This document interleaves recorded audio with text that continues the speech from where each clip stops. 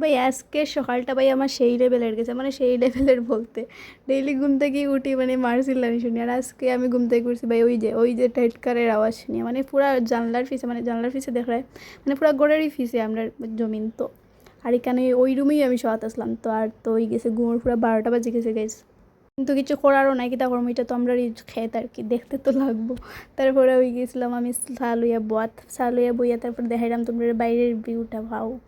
Daily daily আমি ওটাই দেখি চা খাইতে খাইতে। এরপরে আই গেছিলাম বাইরে, বাইরে ভাই সেই লেভেলের রৌদ্র আমি চাইতেই পারলাম না, দেখো উপরে দিকে। আর গরু ঢুকিয়ে দেখি তারা দুইজন তো রেডি, মানে মা আর মাসি পুরো রেডি, তারা খুঁজে দিতে মানে মামার বাড়ি দিতে আজকে আর কি। পরে গাইজ মাসে ভাইরা আমি শাড়ি পরাইতাম, মানে আমি কিছু বুঝে পাই না, আমি নিজে পারি না শাড়ি পরতে, তারা আমার ওখানে শাড়ি পরাইতাম, মানে বুঝতে পারানি সেই লেভেলের কেস। তারপরে যতটুকু পারি গাইজ একটু একটু মানে হেল্প টেল্প করিয়ে তারপরে আমি ভাবলাম কি যে করতাম, তারা তো যাইবা কি মোর বাড়ি, আর দাদাও যাইব কি হই জানি না। আর আমি বাড়িতে একলা, আর এখানে দেখো তারা দুজন পুরো রেডি, আর আমি তারপরে গেছি দুখানো ওটাই আমার ডিউটি। তো টাটা ভাই।